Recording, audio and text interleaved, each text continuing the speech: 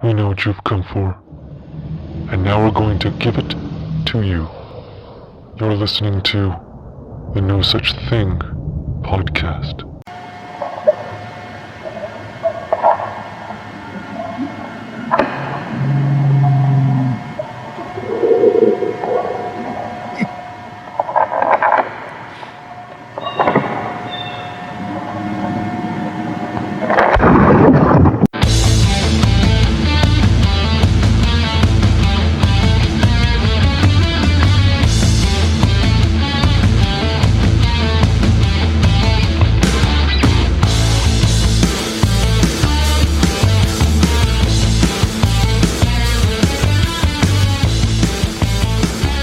How y'all doing out there? This is Cornell from the Talk Tank Podcast, and I've been noticing I've had more listeners in different parts of the world the last couple of weeks. I'm multi-continental.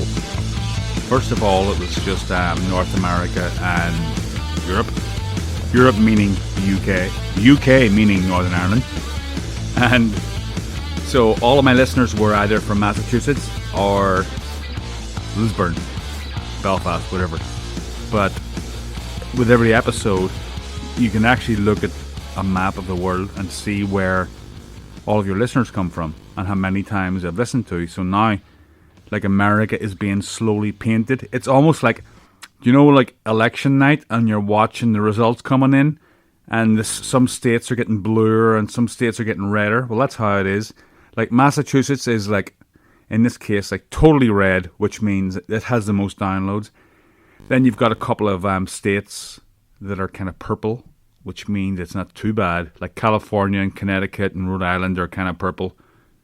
And then you've got like grayish areas that are like a lot of Midwestern states. Then I've got some listeners in Canada. And then, very surprisingly, I have a listener, it's probably just one person in Holland, who is probably one person that disliked the podcast for whatever reason, because it's not the best podcast in the world. But it's nice to see somebody in Holland downloading my podcast. But then I've got somebody in Brazil that could be my logo designer. I'm not too sure. And then I've got a listener in Hong Kong, which blows my mind. Who in Hong Kong is listening to me? If you're out there, join up and on my talktank.podbean.com page. I'd like to see who you are, just out of nosiness. And then I've got Australia covered. With my brother, he listens to my stuff, and he's in Sydney, so that's very interesting, and it's very exciting to watch. Every episode, I've got like more and more states and more countries and more continents, and It's a humble little podcast. When you see stuff like that, it's kind of encouraging, because sometimes you get down on yourself and you're like, shit, I didn't really do that well this time, and, I shouldn't have said that, or I should have, included this, and, it's kind of it kind of messes with your head, this whole podcasting thing. Well, for me anyway, because what right do I have to start a podcast and tell people these stories and stuff? I'm not, I have no authority. I have a bit of a little, I wouldn't even call it a degree. I think it's an associate's degree in journalism, but it's nothing to do with podcasting. I can just talk, that's all. But anyway, this week we have David McCullough, and he's from Lowell, Massachusetts, and he is, I don't know if he's a leader. I forgot to ask him. You see, this is how bad I am at this. He is part of Squatchachusetts, which is an organization, I would say. It's not part of the BFRO, Bigfoot Researchers Organization, which is countrywide, but it is, I guess, an affiliate, or they work together or something. But they, David had some experiences. I wouldn't say sightings, but he had some experiences. And the audio that you hear at the start of the podcast is him in Whitehall, New York, in a paddle boat with his camcorder, picking up some ambience, and then he hears these growls. And thank you very much for the Monsterland Podcast for providing those, because I took them right off your podcast. It took a while to figure out how to do that, but yeah, you can hear these growls, and like they might be big cats, they might be cougars. Even still, I mean, if it was a cougar, I'd shit my pants, which I told him. But the thing was, well, he explains all this in the podcast, but he had heard, like, Whitehall is kind of a hotbed of Bigfoot activity. There was some kind of a incident years ago where the police were involved in Whitehall, New York. I think it was Whitehall, New York, and multiple jurisdictions were called in, and a lot of police officers and law enforcement officers, like state police and stuff, had multiple Bigfoot sightings. I hope I'm not butchering this. And most of them retracted their statements and said it was bullshit. But one guy, and I can't remember his name, but he has a book on it, I think. He went public with the story, because obviously people don't really want to talk about this stuff because it sounds like a load of crap. It really does. And that's what I thought when I first started hearing about this stuff. But, you know, I'm like, what do we know, you know? So, but he went public with it, and he became a big name in the Bigfoot community. And one thing I've learned is there is a Bigfoot community, and they're all quite cool. You know, all the people are really nice and open-minded and, you know, apolitical and, you know, non-religious. And, well, they might be the opposite of all those things, but when it comes to Bigfoot, they have a passion for it. And they're just really easy to talk to. You know, you'll hear the interview with Dave. He's just like a normal guy, and he's just like, you know, this is, you know, what I do, and I'm really interested in it. But anyway, he sent me his bio, and I will try my best not to butcher it, but I will try to read it in, well, he writes it in first person. I will try to read it in second person, I guess. So he was born in Lowell, Massachusetts in 1965, where he still resides. As a young child, the television show In Search Of with Leonard Nimoy, of course the guy with the big ears in Star Trek, sparked his interest in cryptozoology. That's another word I have a problem with. He learned that the ridicule factor in 6th grade. He learned about the... I sound like Bill Burr here. He has a problem with this too, reading out loud. I have always had a problem with this. But he learned about the ridicule factor in 6th grade while getting laughed at by his ex-teacher, by his teacher, while looking for books on the subject. After a long time interest in reading information on the internet, in the 90s, his eyes were opened to the fact that this wasn't just a West Coast phenomena. The book Monsters of the North Woods by Paul Bartholomew really hit home for our guest, and he realized that New York and New England had a long history among native people and early explorers involving the Sasquatch in the Northeast. In 2005, he went from being an avid reader to someone who wanted to be more hands-on. His interest increased after attending a BFRO expedition in Whitehall, New York, which is, like I say, a hotbed. After talking to several local eyewitnesses, one being a police officer, and when you get a police officer like that spills the beans, then everybody's ears perk up, about their experiences, I was completely hooked. This started my love of the outdoors and never having experienced hiking and camping growing up in the city environment. And Lowell is, for people that aren't from Massachusetts or the States, Lowell is quite a big city. It has, it's where Jack Kerouac was from. You know, they're trying to gentrify it now, but Lowell, you know, it's rough and ready. I used to have a band practice up there. Every Thursday night we would go up there and do our AC/DC practice, and it was it's a colourful city. You know, it has a Cambodian quarter and all that stuff. I think it's gotten better, but it's kind of the hipsters have moved in, I think, and gentrified the place, which it can be a good thing or a bad thing. I don't know. But anyway, having the accessibility to travel the East Coast as an adult, I started investigating the sighting reports in my area. After the BFRO experience, he joined the NESRA research group and attended several expeditions with them in the years since, one of them being part of the group that was used in Monster Quest episode Bigfoot in New York. Okay, so not long after that, in September of 2007, he was researching alone and shooting a video in an area with many reported sightings. I inadvertently recorded some unusual sounds in the woods that were very similar to wood knocking. This brings us up to the recording that he had. Along with the knocking, I recorded some animal sounds that remain unexplained. And I hope he gets these analysed by some experts, because that would really clear things up. I mean, even if it was cougars or mountain lions or something, which I think are the same thing, it's still very intriguing. But he's hoping to have these professionally analysed by a bioacoustics lab, and welcomes anyone skilled at deciphering and identifying these sounds. In 2008, he attended one of the first expeditions that included several different research groups of the East Coast and Virginia. These groups investigated continuously for 2 weeks straight. Since then, I have been to the West Coast multiple times. I have made great friends from my time in California and Washington State, as well as many more all across the country. Since April 2012, I've been researching with Squatchachusetts, where I am currently active in Massachusetts.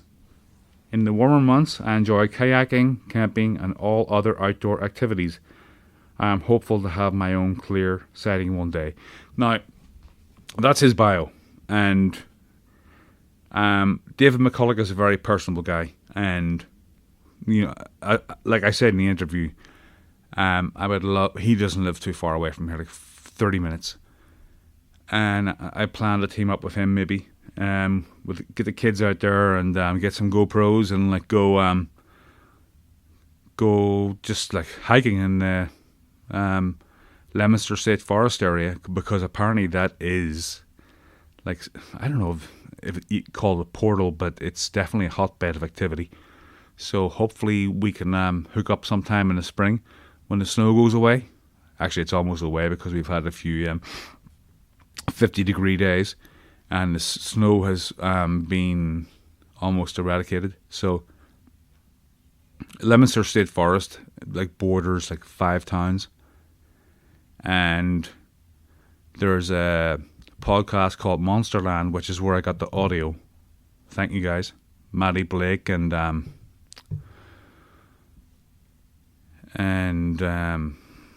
Christ, Ronnie LeBlanc, for letting me steal your audio from your podcast. That was really nice of you. Their whole their podcast was named after Leominster State Forest, which is nicknamed Monsterland because so many things have been sighted there: orange orbs, UFOs, Bigfoots. And Fort Devens is nearby. I don't know if there's any significance to that, but I love driving past Fort Devens. It's very close to a lake that we go to in the summer and swim, called Mirror Lake. But you go past her and you can see all of the tanks and SUVs and stuff that the American military have decommissioned. It's very interesting, but I'm not too sure what's going on at Fort Devens. I don't know if there's any research facilities or anything there, but I know that there is a Natick, Massachusetts, which does all of the body armor that turns you invisible and shit like that. They have a whole program going down there. So Boston itself, Massachusetts, has some of the top stuff going on where that's all concerned, because they've got so many brainiacs around here. But anyway, so I hope you enjoy the podcast with David, and I thank David for his taking the time to speak to me, and I thank Satanesia for the opening song as usual. There on Bandcamp, satanesia.bandcamp.com, I'm not sure. And I thank the Monsterland Podcast for letting me use their audio for this podcast, and I will see you guys on the other side.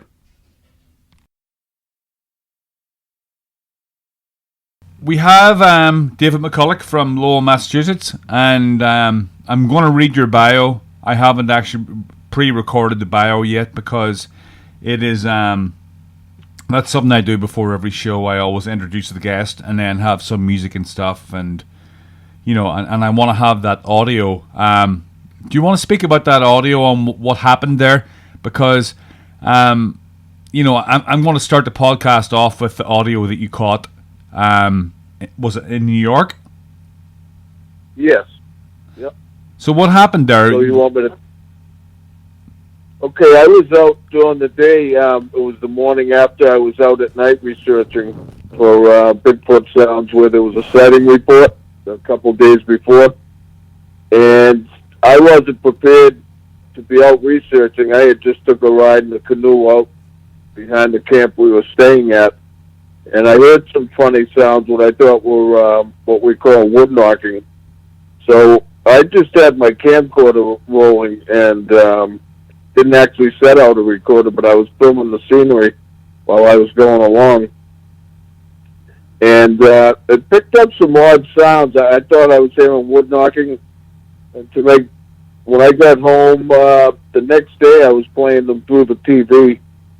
Basic camcorder sound that I couldn't really hear much, so I was having I brought them to a friend of mine who's a musician with some really good gear, and he was transferring it for me from a videotape onto a DVD disc, and through the loud amplifiers we could really hear the sounds came out of it, picked up by the small camcorder, which were like growls, very low, bassy growls that, because of the wind and the sound of the water, I was coming in the canoe. I didn't really hear it then, but on the playback the next day is when I really noticed it. So that they were kind of picked up by accident. So this was what was it? White Plains, New York? Did you say? It was Whitehall. Whitehall, New York. Because I heard it on the podcast Monsterland, and I think they had enhanced it or something. Yes. Yeah, they cut out a lot of the background sound, and the noise really picked it up well. Man. And that was, it was really like by accident, I consider it, because I really didn't hear them while they were, like I said, the sound of the wind you can hear, and you can hear as I was paddling. But when they isolated it, it really picks it up. And it's, you know, again, I'm not saying it's a Sasquatch, but it was right where there were sightings. And it's either a very big cat or something very big because it's so bassy and low rumbling. It's actually a rumble. Yeah. And we've heard that before in the past at night in a totally different area. That's why we're kind of leaning. I'm up in the air what it is. I'd love to have it professionally analyzed, but again, it's on an old tape. I still have the original tape, and that was back in 2007. Actually, with there's a lot coming out now around this area from that area of big cats, and so I kind of still up in the air, but pretty unnerving when you hear the growl itself, and almost like a motor-like sound. That very low in bass. A lot of people think it could be the infrasound. A lot of big animals use, a lot of mammals. It's a very low frequency beyond human hearing, but it stuns prey. And it was very, very strange happening how it did occur. Well, Jesus Christ! Even if that wasn't the Bigfoot, I'd still be shitting my pants if I heard it. Oh, I know. That was because I heard it on the Monsterland podcast, and that was like a very, very low growl. And as you said, you heard tree knocking that day, was it? Yes, just before. Night. Which that's kind of in my book. That's why I lean a little Bigfoot, because it was in a sighting area where there were sightings right up until a couple days before. And it was in a marshland, very hard to get to. You can only get in there by a canoe. So it is very, it's pretty remote just outside of the town, but it's wildlife sanctuary where you really can't get to on foot. You got to go in by a boat or through the water on a canoe. Now, why do Pretty they not tough to get to. for our European listeners? Because most of my listeners are from Ireland and England and stuff. But why? And I've done a few Bigfoot episodes now because I don't know, for some reason the Bigfoot community is very I don't know. I just feel a kinship with them. They're very open-minded and they're very, I don't know, they seem to be intelligent, just more open than most people. And so I feel drawn towards them. But like a lot of the people listening back home and stuff, well, why do they knock trees? I mean, like, why do they do this stuff? Well, it's not. Most of it is theory. We think it's a communication. It's either a warning to their own kind that there's people around, there's humans coming, or it could be a territorial, another male signaling to another clan. But a lot of us think that it's a communicating, almost like I'm here, where are you? They could be hunting for prey. They could be avoiding humans, which they're most likely doing all the time. So it could be a warning shot given out to other Sasquatches that there's people around. So there's really a long history of apes and monkeys doing the same thing, like banging on trees as an intimidation factor.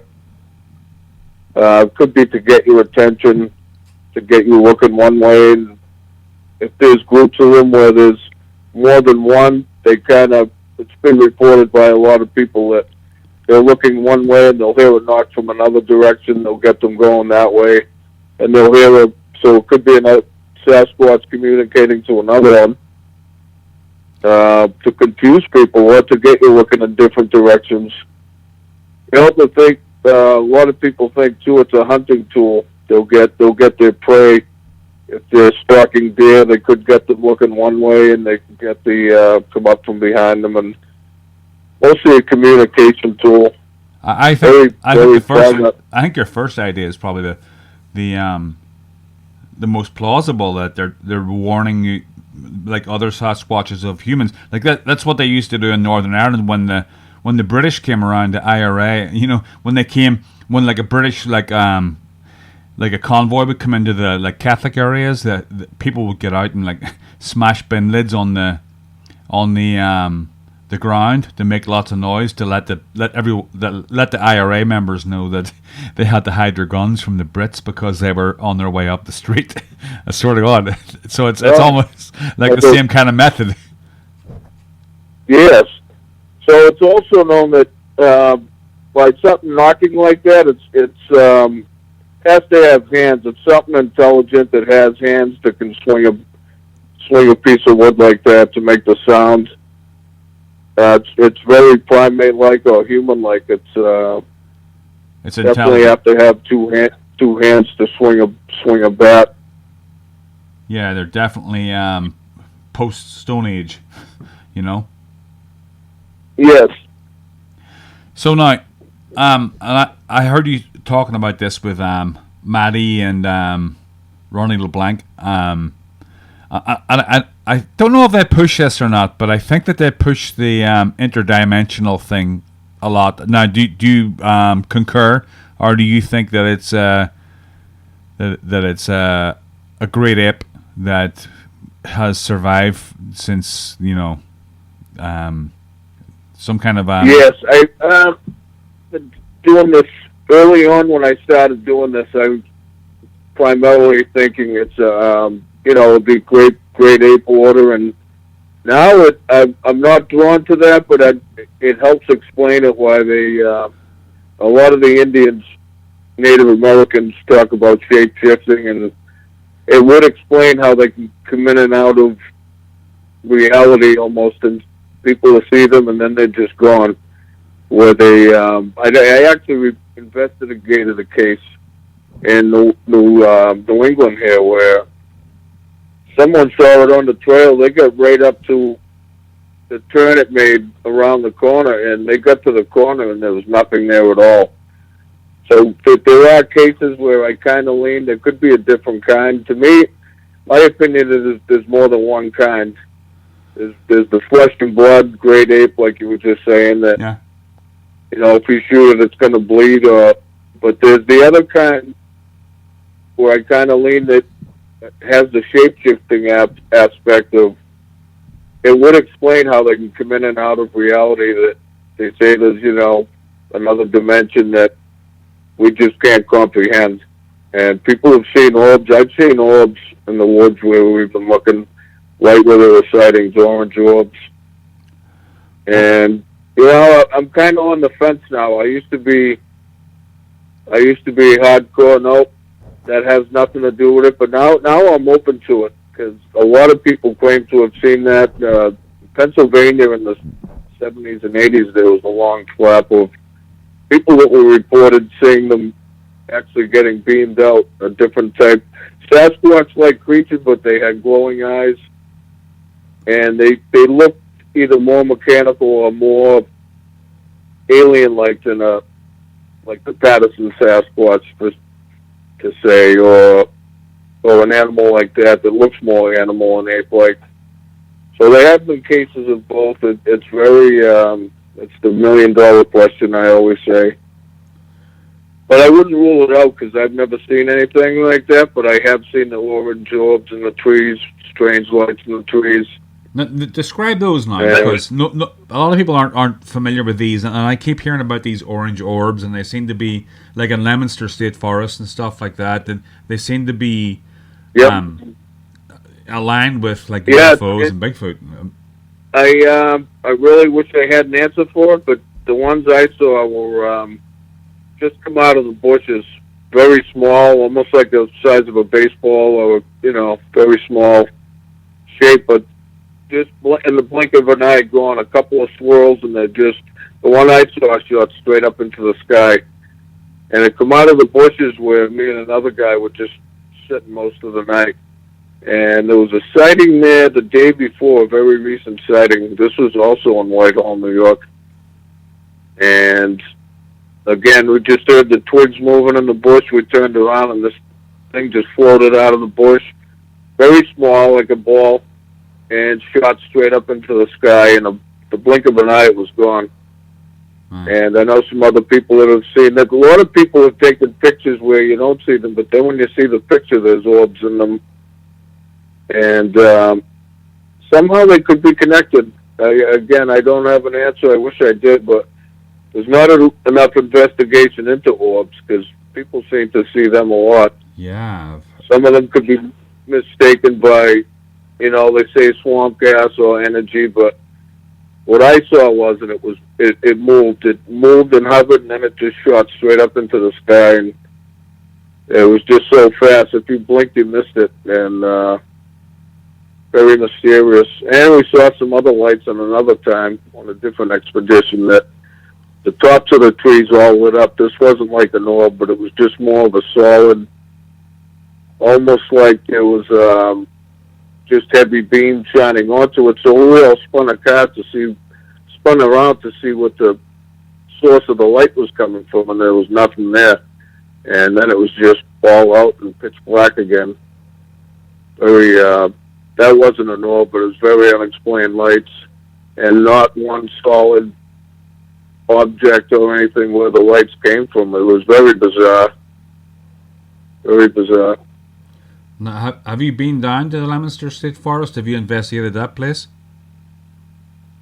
I have not. I'm more in the western Massachusetts, out towards New York, and southeast Massachusetts, down by the Hockomock. I don't know if you ever heard of the Bridgewater Triangle. Oh, yeah. More eastern Massachusetts. It's, that place is crazy.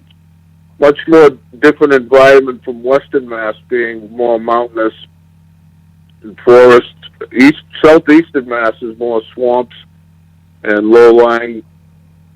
As you head towards the Cape and the ocean, it really goes down to cranberry bogs and muddy fields.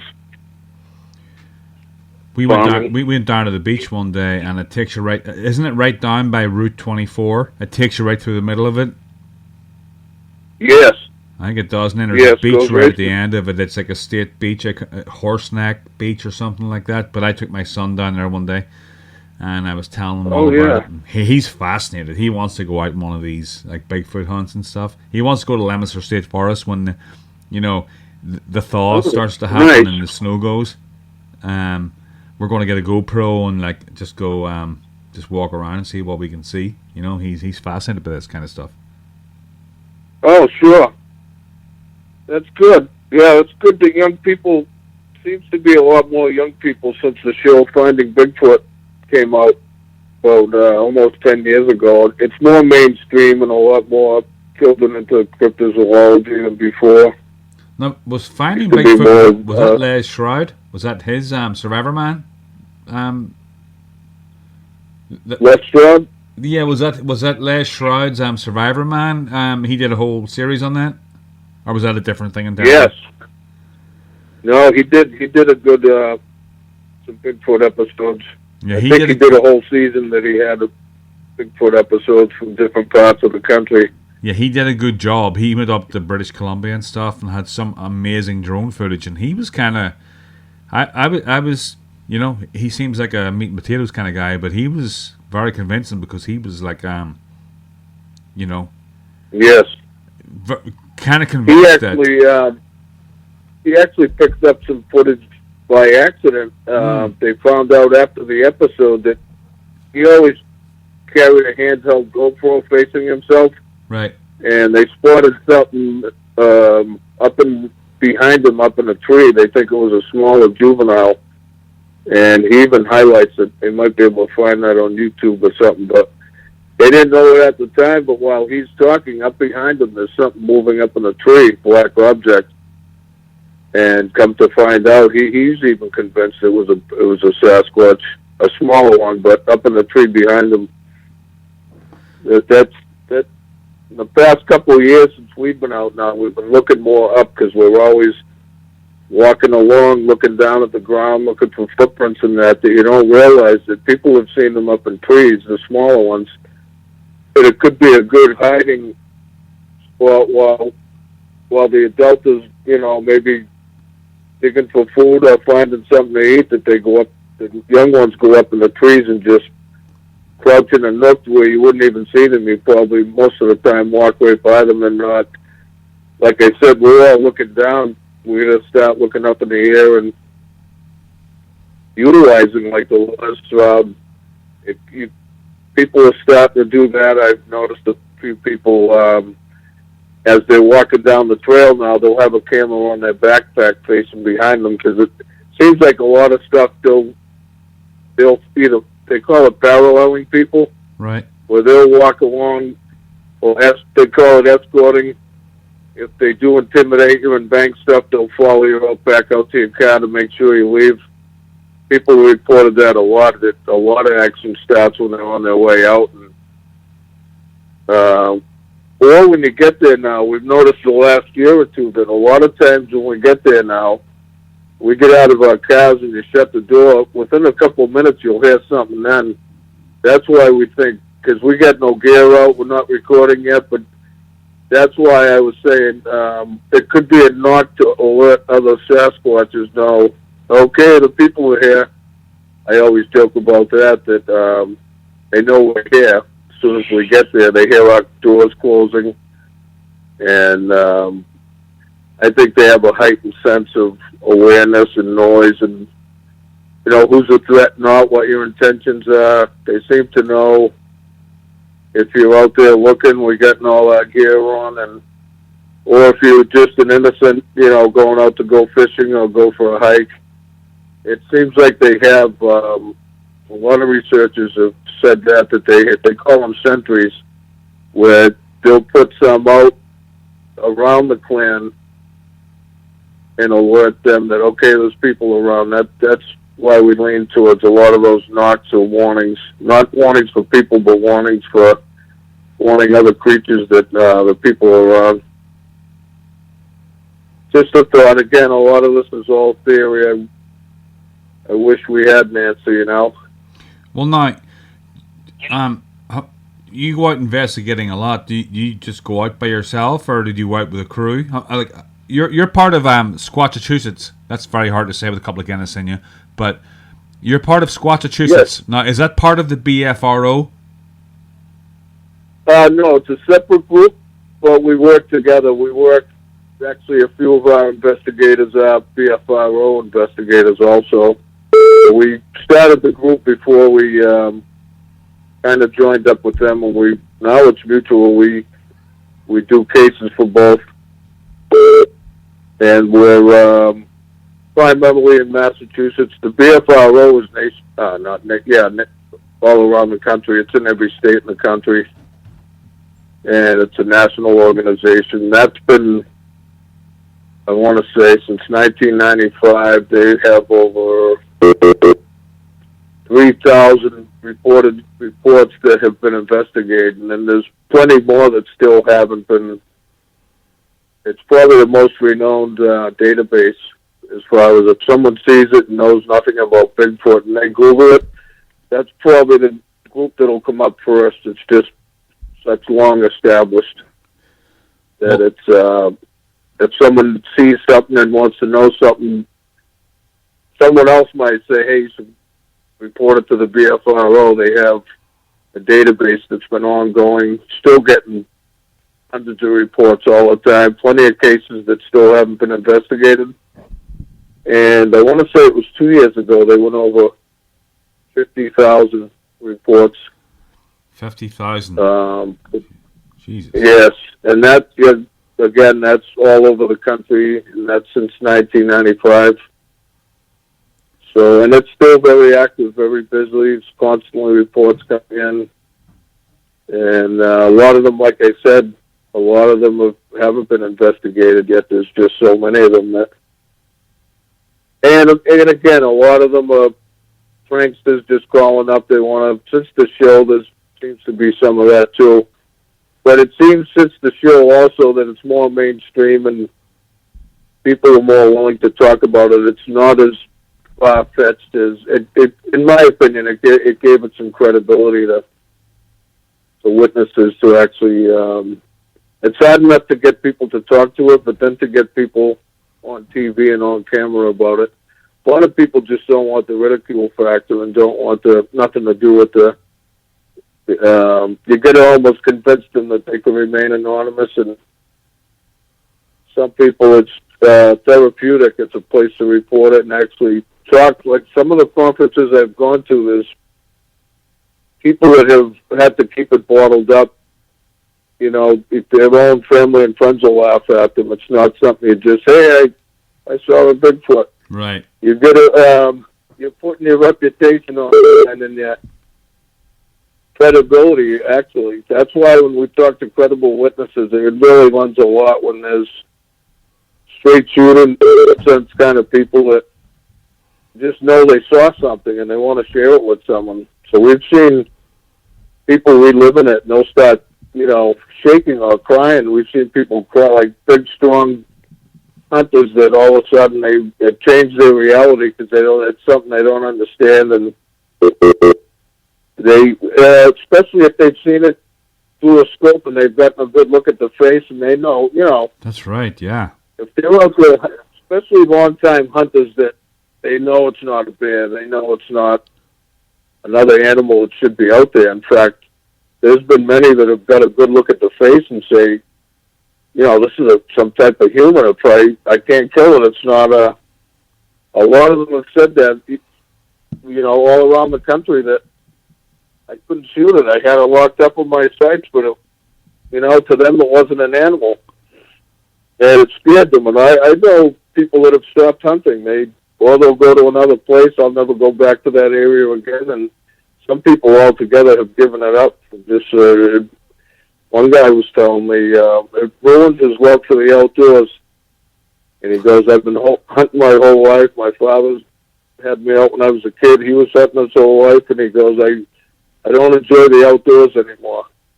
He gave up hunting, and because he knows they're out there. He might have seen one up close, and, you get the life scared out of you. It scared him so much he didn't want to go out there anymore? Yeah. But some of them have said that they had a sense of peace, that they kind of knew it meant no harm. A lot of people have never felt like that. I know that have had guns on them, and they say, "All right, it just went about its business. It saw me," and a lot of reports too. People, it's a fleeting glimpse because they see a human and they take off. In most cases, some of them they're not. If you're deep in and they want you out of there, that's when they will start, breaking trees down, throwing rocks at you. Yeah. Or ungodly screams that'll just scare you out. But I think for the most part, they just want you out of the area. They really don't want to. Well, it's probably like human beings. Like they've all got their own personalities, just like us. Some of them are curious about us, and some of them know how dangerous we are and just want us the hell out of there. Because most of the interactions that they have are probably men with guns. Yep. Yeah, in fact, a couple of cases in the past, in the Old West, I've heard that the only trouble that they did get was because they fired at them. They might have thought it was a bear or there's a great case from Canada from a long time ago, though, but a guy saw the hindquarters of one sticking out of like a blueberry patch, and he said he shot it right in the back. And look, he thought it was like a moose or a deer, and it was all brown. And he could tell he hit it right in the back, and it dropped. He must have hit it like right in the spine. When he got to it, he saw the arm with the hand on it sticking out of the bush, and he ran. He knew it wasn't this animals with a hand, and again, that's so long ago, and the thing's probably been torn apart. So for someone to go back and try and get something, where there are cases too where they have shot them, and bones, that's what people are always going to say, is how come they don't find bones and they don't, no skeletons and that. But you really don't find bones of anything out there. There's people out there all the time, I know, that, they've never found a bear skeleton intact. The carcass is going to get torn apart eventually by, every critter coming through, right down to the bones. The bones will get eaten up by rodents dragged into their burrows. I've never seen bones out there of anything.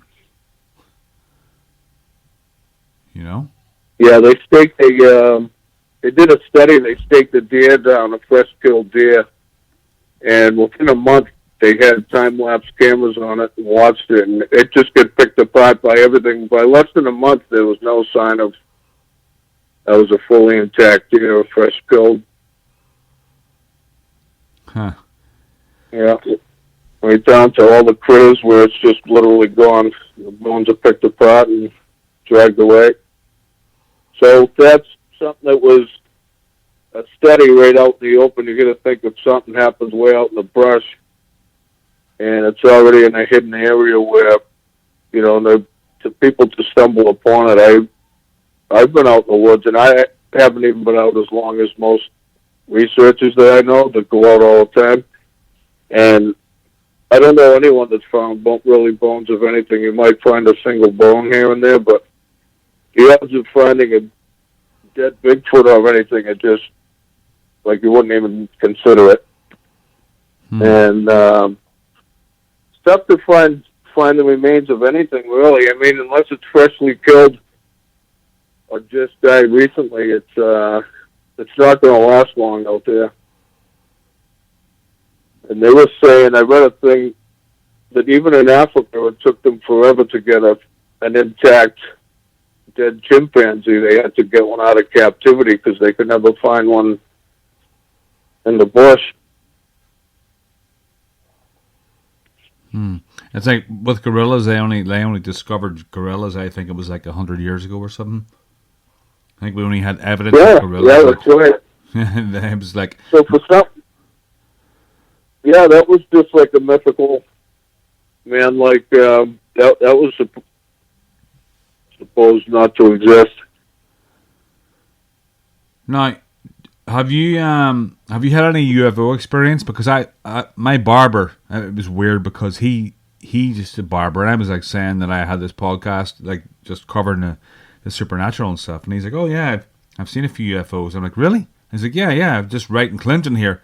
He said they were sitting outside having a smoke on the deck, and this cigar shaped craft came down and sat there for a minute, and it shot away off into the sky, and I'm like, what were you smoking? He's like, nothing. I swear to God, he was like having a cigarette, and he saw this a few times right around where I live too, and I'm like, I don't understand. Like that's why I'm doing this podcast, because so many people have these different experiences, and there's definitely something out there. You know, I used to think it was all bullshit, but now I'm convinced that because of the people I've met through the Bigfoot community and the people having near-death experiences and stuff, there's definitely something that we can't see or is unexplained, you know?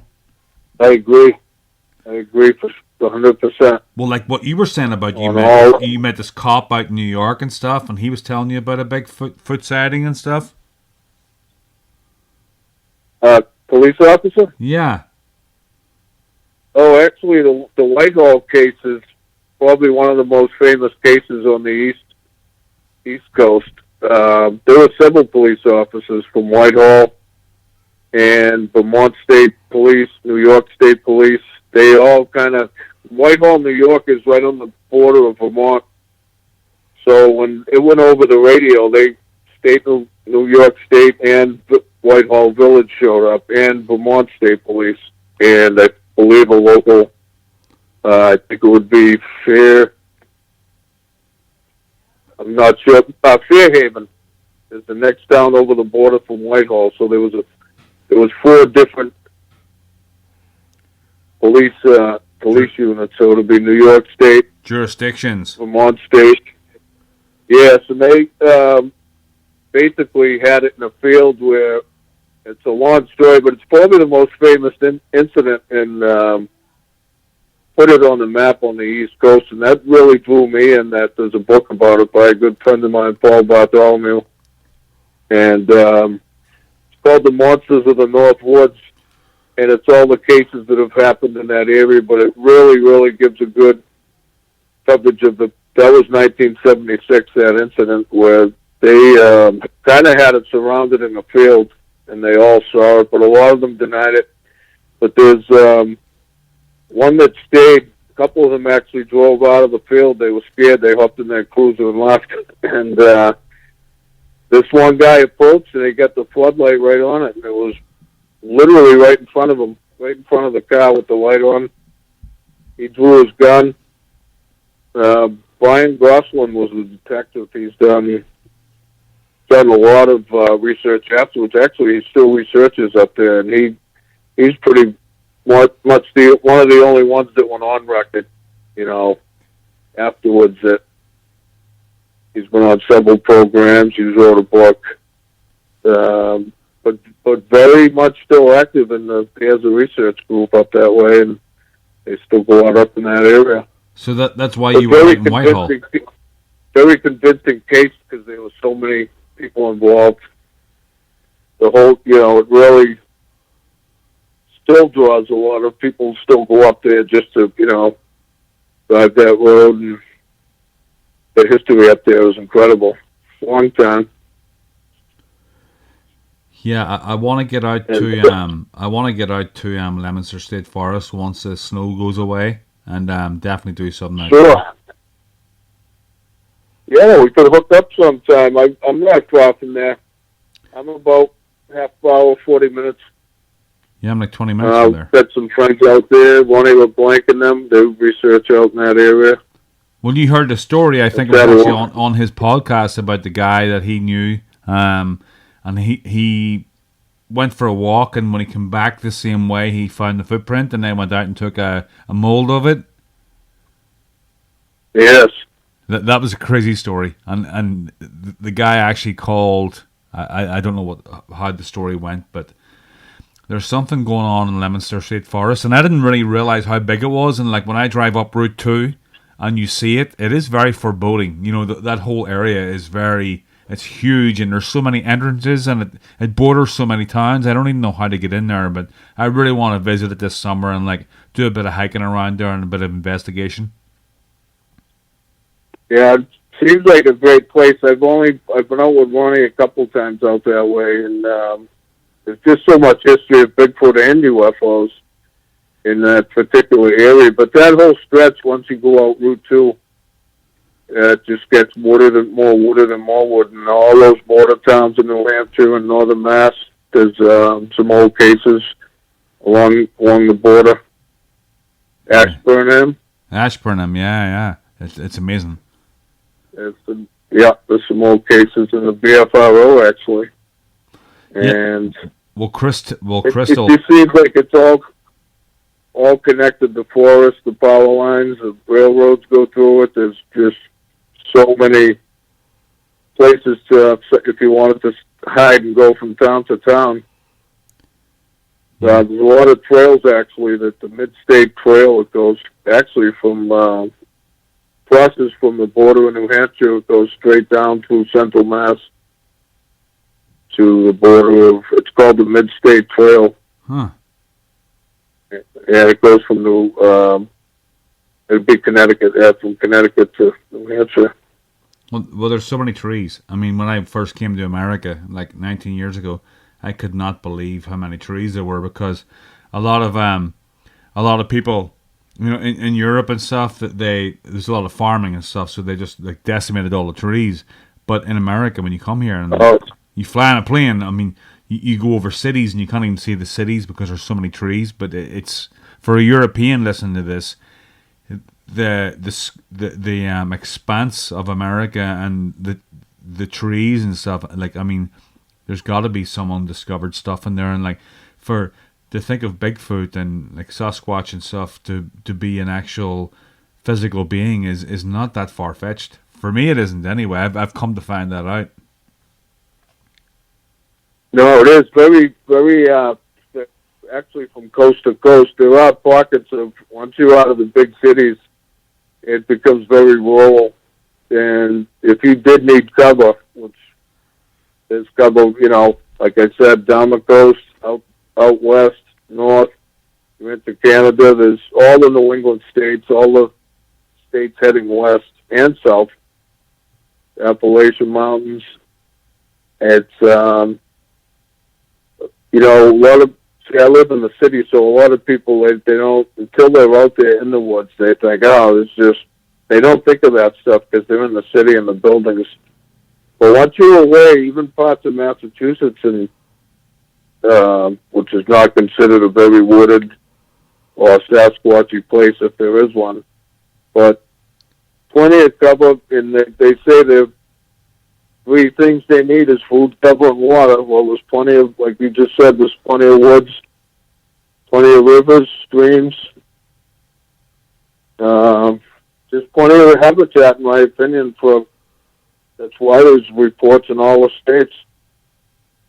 Some more than others, but all 50 states have reports or investigators and Bigfoot activity, it seems. Well, Crystal was telling me, Crystal Panic, who I interviewed, like my second interview was, she's like the only person really that deals with the BFRO in New Hampshire, and she's like, was it 200 or 2,000 cases that she has? But most people don't. 200. Was it 200? But most people don't want to.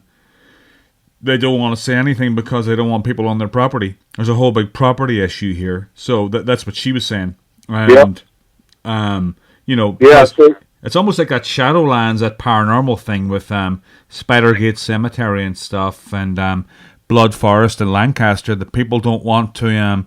If you have some paranormal activity going on in your backyard, you don't want to put it on the Shadowlands website because you don't want all these people showing up and with you know, all of this equipment trying cameras to find, you know. Yeah, I agree. There's people that they don't say nothing for the ridicule factor, and then there's people that don't want people investigating and coming around, and they don't want the attention because, you know, a lot of these places are very rural, small town. had a guy tell me last year from New Hampshire where there was stuff going on, and people that he knew, like he was making contact with me, and we were talking, but then someone must have told him that, hey, we don't want, this was up in the White Mountains, and I think that's why this is their little paradise. They're hunting, they got cabins, and they don't want, a lot of groups coming in there, and they kind of, to them, leave them alone. We know they're there, but just, they don't bother us, we don't bother them. Right. They don't want answers, they just the want... native, a lot of the Native Americans, the same thing. They don't see what they've, long time honored them in their tokens, and to them it's just a waste of time. Just leave them alone. That's why they want to avoid people. So they know we'll put them in the zoo or something and put one up on the table, and I think they know that. So I think they know people's intentions. The Europeans are brutal. Now, let me ask you this: if you haven't actually seen a Bigfoot, you may have heard one, but if you actually seen a Bigfoot, like it came right up to you and you saw him like face to face, would you be satisfied? Would that be it? And would you back off and say, I don't want any more to do with this? Or would you still be interested in just help people that had, you know what I mean? What would your response be to that encounter? I think it would. A lot pushes my drive especially the last 5 years I've been doing. I've been doing it almost 15, so now I just want to see one. I've kind of given up on, getting a picture or getting a video, because I think it's almost impossible. It seems like it. So I just kind of, the people I know that have seen them, just the conviction in their eye, and they say the same thing. It's like, you know what, until you actually see it, you can believe all you want, but you still need to see it, and we call those people the knowers. Right. So you don't believe it's there, they know it's there. And I kind of just, after all the searching, I kind of just want to see one. And yeah, and I think that would take a lot out of I'll always have an interest in it, but I'd probably go out less and kind of have that attitude of, oh, you know what, I know they're real now, just leave them alone. And I've never wanted to, I wouldn't harm them or do anything anyways. There are those groups that, there is the camp that they want to take one down and put one up on the table for the world and like friggin' Stranger Things crowd. Well, the scientists. I'm sure there's people, some organizations that want to want to take one down. But okay. So but the thing is, if you see a Sasquatch and there's evidence of that, then it doesn't stop there, because it obviously will pique your interest into like all different types of unknown, it doesn't stop there. It doesn't stop at Sasquatch. Then it'll go to something else, and I'm sure you're interested in everything. Much like I interviewed Alexander Petikoff, and he goes around the country, and he does all this cryptozoology stuff. And it is kind of endless. The unknown is endless. It is. It just keeps going. It's great. Yeah, I would.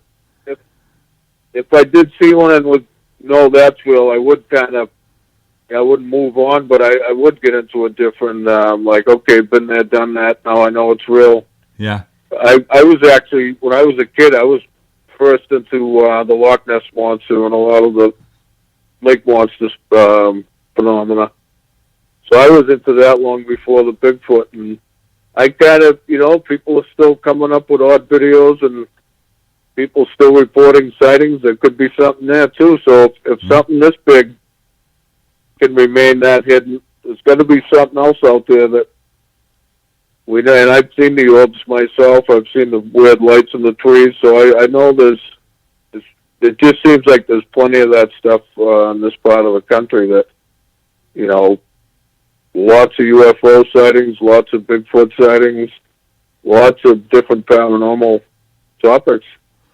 Especially, it's so old, the old colonial New England is where this all started, so the wars with the Indians. Yeah. A lot of I know a lot of ghost people, ghost investigators. That seems to be all over the place. Oh yeah. I'm So we're in like a. I'm doing a whole thing with them. They say Sorry, go ahead. Western Mass in New York. They call it the Hudson Valley. Mm-hmm. They say that's very, very rich, long history of UFOs. Oh, really? Like Sleepy Hollow in Westchester, that area? Yes. Yeah, Eastern New York. I think so. Yeah, I heard Bill Burr actually talking about it today, and he said it's a strange damn place because it's like if you take away the cars and the clothes, it's just like you're in the 1700s. He said it's a weird place. He did a God, I can't remember where it was. Tara Town or something near that the Tappan Zee Bridge and stuff, like around that whole area. Oh yeah. Yep. But have you ever seen a ghost? No. I've heard some things I could say as a voice or a presence, but I've never seen anything. Well, now next week we have Stephen Flaherty. I don't know if you know him, but he runs the Seven Hills Ghost Researchers Organization here in Worcester, and I interviewed a lady. Oh, really? Yeah, I interviewed a lady last week that has 3 spirits in her home. She's seen one of them, and multiple people have had sightings in that house. And I told him about it, and he's going to do an investigation there next weekend, and he's invited me along, and he's going to like record the whole event, and I'm going to do a podcast on it. I'm so excited about it. Oh wow, that's great. Yeah, so if anybody, and this little girl, there's a little girl there, and she walks up and down the stairs and stuff, and everyone's seen her. It's crazy. It's like a hotbed of activity. Wow. So I actually went around the house with my little recorder to see if I could, detect anything, but I didn't get anything. I don't think I'm sensitive, but I'm like really looking forward to. Mm-hmm. That's my next podcast. Oh yeah, sounds like a great time. Yeah. It's funny you brought that up because I had a call this afternoon from a woman who's doing a paranormal event this summer if I do a Bigfoot presentation, and she's looking for people that are into that realm and have had experience to maybe be a speaker or part of her. She's doing a Bigfoot exhibition, not just Bigfoot, but Bigfoot, UFOs, ghosts. So she's looking for all kinds of people to either talk or share their experience. That'd be awesome. Now, when's the next big Squatchachusetts convention? Do you guys have anything coming up? Probably not till the fall, but we are going to have a big event in the fall. We were going to do it in April, but there was other events going on, and just BFRO stuff, Squatchachusetts stuff. We're doing a couple expeditions, but we are doing an event, I want to say in October, where we're bringing in Dr. Jeff Meldrum, Dr. Todd Dissertel, possibly Mark DeWorth from Ohio, Bigfoot Conference. But we're going to have a good event, like a whole weekend, bring in some Cliff Barrickman, possibly Bobo from Finding Bigfoot. Oh, yeah, I've seen him on Conan O'Brien there. What? Yes, yep, from the TV show. Good friends of ours. Oh, wow. And they've been in Massachusetts a few times. So they're going to be here. Should be a good time. I'll be there. Demonstration, people sharing information, different speakers. Yeah, different vendors. We'll have a vendors area. Just a casual get-together for like-minded people. Yeah, hopefully I'll have a beer tent. Yeah, there you go. Actually, they had a drink. They had a bar, and they had a Squatchachusetts drink they came up with. It was a nice hit. Yeah, I seen that. I saw a photograph of that. I think it was on your website, on your Facebook page. Yeah. So for people that want to, did you write a book, Dave, or something? Did I see that on your website? Did you actually have a book out? I don't know. Trying to think of what book you could be thinking of. I'm not sure. I think it was a Was book. it on Squatchachusetts? Yeah, something. I saw something about that on your website, on the Facebook page. We could have been plugging a book for somebody else. Yeah, it could have been. We put up stuff. Was it Monsterland, Ronnie LeBlanc? No, it wasn't Monsterland. I know about that. I know his whole experience. I listened to that podcast whenever.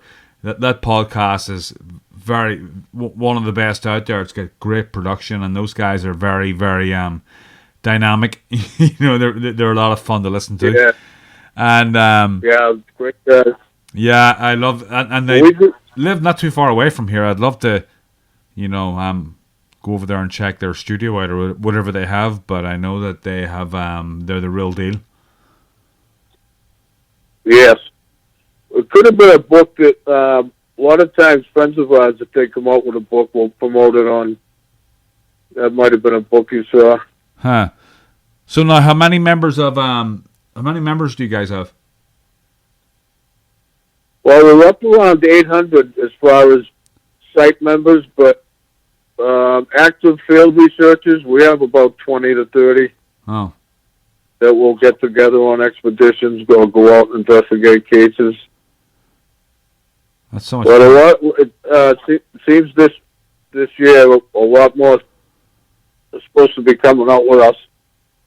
And we like to keep it. We don't want huge crowds. You can't really have too many people go to the same area. Yeah. So we're thinking of setting up different areas where we have smaller groups. That's a good idea. It's casual, We usually will post on the Squatchachusetts Facebook page. It's very open to anyone. We encourage people that want to get out. It's great. You're taking your kid out. Yeah. I wish, when I was younger, we didn't have access to anyone that was into this. So really, even now, there's really not in my area. There's really no one that you'd even mention it to, really. Yeah, I know. If I mention it in I'm in construction, I know if I mention it, people will just be like, "What the hell are you talking about?" It's just a bit of fun for them. But then again, sometimes you'd be surprised. Sometimes people are like, "Well, I know this guy that saw this thing like 20 years ago," and sometimes you'd be surprised. You do have to say your piece, because sometimes people will come forward. So you got to talk about it, I think. Yep, it gets it out there too. That it's like a network of, hey, I know someone who knows someone, but they've never talked to anyone about it because, where are you going to go to report it? Yeah, exactly. Well, Dave, we're almost out of time. I got to go down and start putting the kids to bed. And I really appreciate you coming on the show. If you call it the show, it's just a little shitty podcast. No. But it's a bit of fun.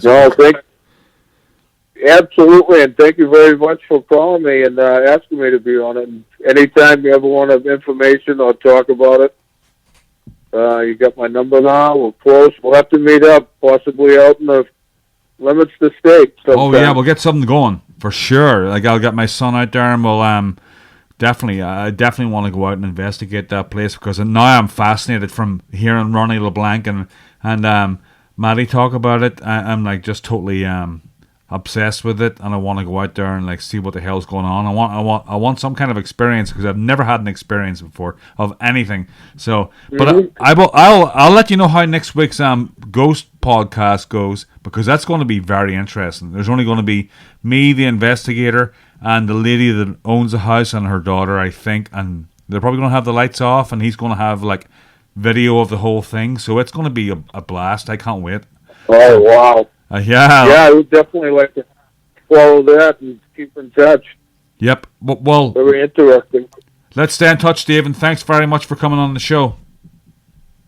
You're welcome. Definitely stay in touch, and thank you again. Happy St. Patrick's Day. You too. Thank you. Cheers. All right, bye now. Have a good day. Thank you again. All right, see ya.